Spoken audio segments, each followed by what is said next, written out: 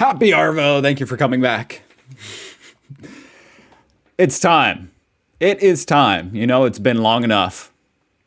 The Emu War of Australian history. The Great Emu War. Moment of silence for the soldiers and emus lost. Okay. I've heard a lot about this, guys. Actually, I haven't heard anything except that you guys lost. So I'm sorry.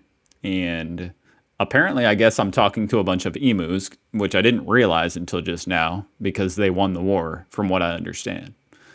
So, hello. I'm surprised you guys can understand me. Okay, let's watch. This See how you guys is Australia. won. For the man who imagines being strangled by a tarantula while... Whoa, this is coming at me quick. Usually videos start out slow. Okay, I gotta get ready for this. This is Australia. For the man who imagines being strangled by a tarantula while a kangaroo breaks his kneecaps and thinks, yes please. For the man who pictures himself being eaten by a snake in the burning outback while eating a Vegemite sandwich and thinks, yes please. And This is what you guys think of and say, yes please? that man was Governor Arthur Phillip, who landed in eastern Australia in 1788, presumably saw a dingo being eaten by a crocodile, being eaten by a death adder, being eaten by a koala, being eaten by Mel Gibson, and thought to himself, Is Mel Gibson Australian? That's really stupid, but I don't know my celebrities, okay? I just don't know. Being eaten by a death adder, being eaten by a koala, being eaten by Mel Gibson, and thought to himself, yes. Good. Now I know what you're thinking. Good. But oversimplified, the British didn't discover Australia, the Vikings did. And you'd be wrong. I'm not sure why you'd think that. But hey, if you love Vikings so much, then why don't you check out today's sponsor, We'll skip this part. Events below and get coins and a protective shield. Meanwhile, in New York, okay, stock market going up. Man, this is great. The market will continue to grow forever. But what if it doesn't? Oh crap, I never thought of that. Sell. That was literally me about 6 months ago. Sell. And the stock market crashed, which led to economic downturn, which meant banks wouldn't lend anyone any money, which led to more economic downturn, which meant everyone stopped buying stuff, which led to more economic downturn. And hey, what if all the crops in the Great Plains were destroyed in a drought and then a big dust storm engulfed the area? That's right, more economic downturn. And in an effort to combat the crisis, America began imposing tariffs on foreign imports, which made the economic downturn go global, and the earth got really depressed. Sorry about that. But one nation that was hit harder than most by the whole affair, Australia. The problem for Australia was that it relied heavily on its export industries, and in the current economic climate, no one was buying. To make things worse, Australia had introduced its own... I didn't know that. I didn't know the Great Depression was so devastating for Australia. Interesting. And in the current economic climate, no one was buying. To make things worse, Australia had introduced its own currency and pegged it onto the gold standard via the British pound. But then the UK started messing with its own peg on the gold standard, and if this is starting to sound confusing, then let me oversimplify it for you. That sucks. That would suck. Just to have, like, I don't know. Yeah, you just saw it. That would suck. Hey, UK. To be relying on some other country to do something, and they're just like, nah. Looks like my car's broken down. Want to give me a tow? No problem, friend. I got you. Oh, got it. Okay. This an analogy? Oh, what a nice guy. Help him, tell him.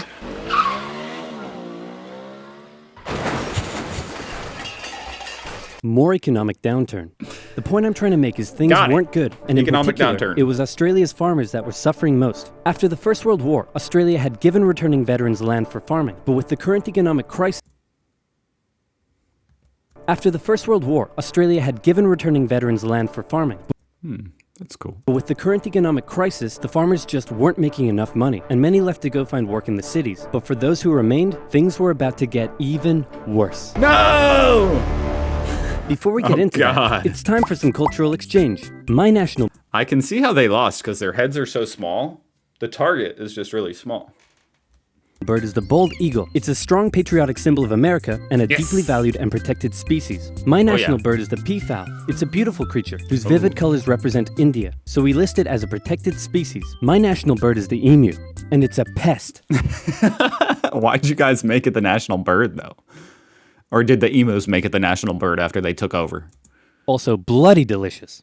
Emus. You guys eat them? Is that true? Is he being cheeky? Do you eat the emus? Pest. Also bloody delicious.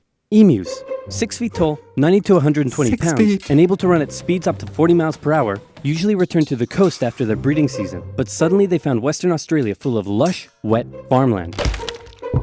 Oh my, look at all this delicious wheat that just so How happens to be convenient for growing you. here in large quantities. Hey guys, get a load of this. Oh my, look at all this delicious wheat that just so happens to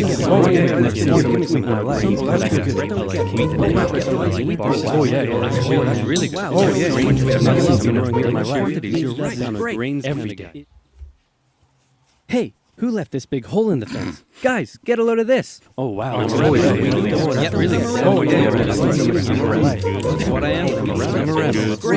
Getting kicked while you're down. Got it. What a lovely morning. Who would have for thought some the farming. emus? What?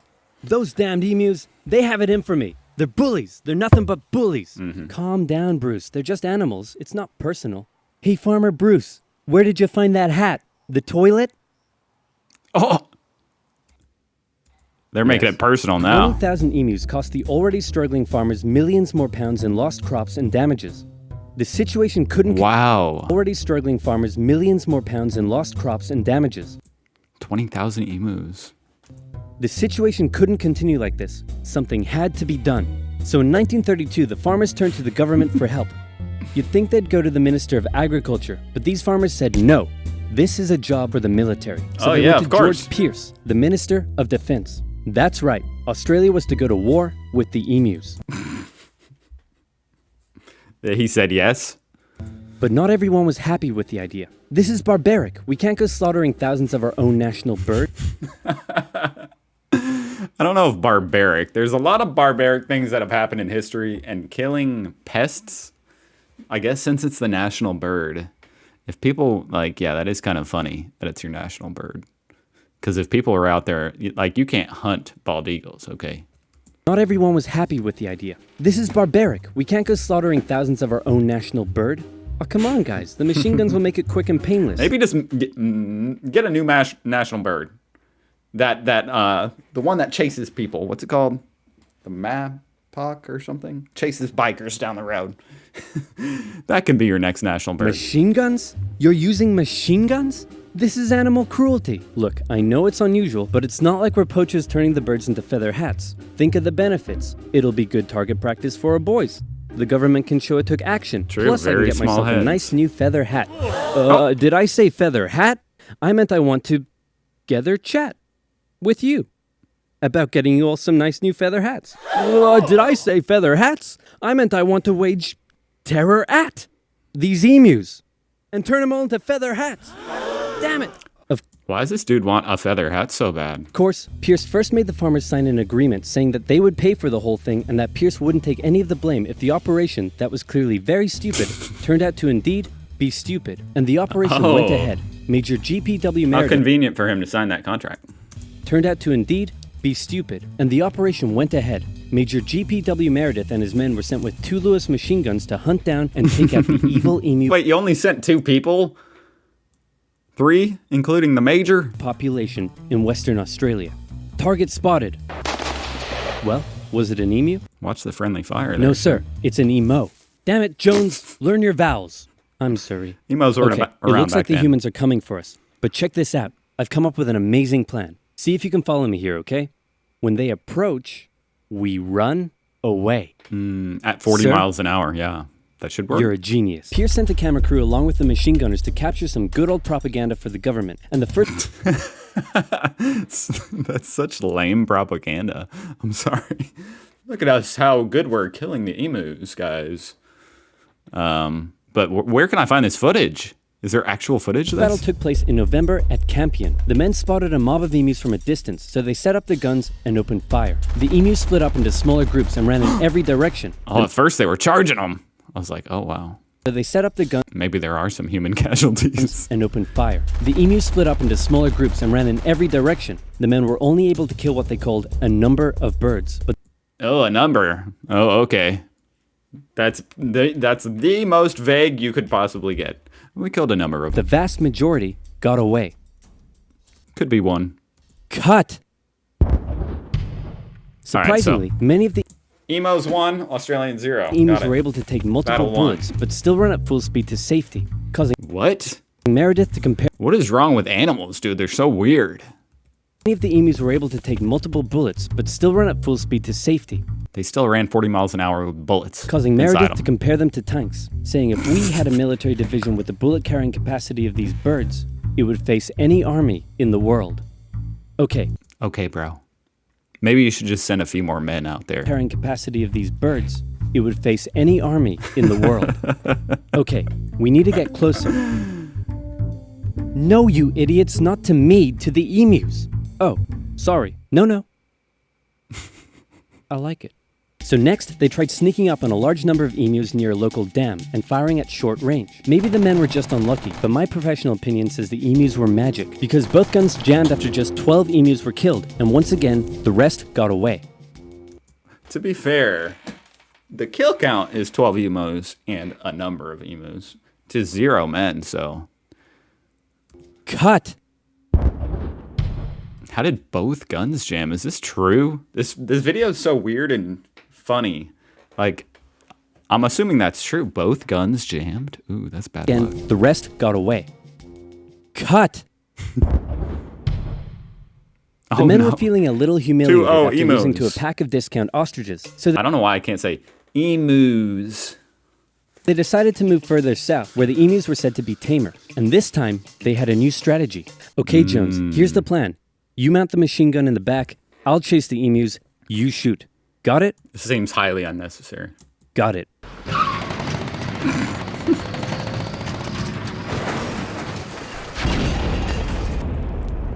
One human I'm gonna down. shove that camera up your... The operation was a fiasco, and the press had a field day. In Parliament, Pierce was lambasted, and an opposition party member suggested that medals should be handed out to the emus, who had won every round so far. Pierce, feeling quite humiliated, called the operation... That's embarrassing, dude. If you're like the general or whatever this dude is, Pierce, this guy, wow. Imagine your own country being like, we're going to give the medals to the emus, not you. off. But 4 days later, the farmers approached again and said, "Hey man, failure. the emus are still eating all our crops. Can you send the army back out here?" And Pierce was like, "Yeah, okay." So the operation was back on for round 2. I respect that. And this time Meredith and his men had learned the emus' guerrilla tactics and were much more successful, with reports suggesting the men were cutting down 300 emus every week. Well, there we go. I hope you boys are getting great footage of this. What on earth are you filming? Despite the success, the media had lost interest in the whole thing. But with 1,000 emus killed, Pierce finally ended the operation and returned Just 1,000? There were 20,000. to Parliament declaring victory for the humans. So there were 20,000 emus out there destroying crops, and you've killed 1,000. Meaning there's still 19,000 emus out there. Yep. And in addition, you've burned through 10,000 rounds of ammunition. Meaning you wasted 10 rounds per confirmed kill. Hey, that's not that bad.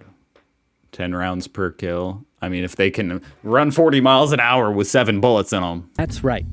Yeah, Let's see I'm you gonna do go it, ahead bro. and call this one for the emus. At least I got a feather hat. What? So in the end, the emus won the Great Emu War of 1932, and the emus continued to wreak havoc on the farmers for years to come. The government introduced a bounty system, which saw some success. But for a moment, let's take some time to remember the brave men who said goodbye to their families and risked their lives to take on the great, evil emu population in Western Australia. But even more importantly, let's think of the friends they made, the bond they created, and There were only like 3 of them. the memories they shared. Take me home What is this, dude? to golden fields and sights of days gone by. It's where the heart lies with stories on. Hey, guys, I solved the emu crisis. Really? How? How? I just made some better fences.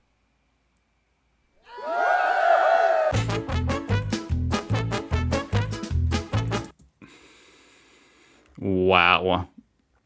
Well, that was an excellent video. I see how that has 20 million views. That was super fun. I couldn't even like talk during it. There's so much information and stuff coming at me. That was very entertaining. That was 10 minutes. That flew by. Wow. Good job, OverSimplified. 6 million subs. Nice. Good job. This was very interesting, very insightful. So you just needed some fences, but I guess the emus are still out there. They're out there. They're just like a reminder that you guys lost. Well, I think that about, I'm kind of speechless. Thank you for watching. Subscribe if you want to see some more Australian stuff, or don't. Either way, thank you for watching. And happy Arvo, and good Arvo, and goodbye.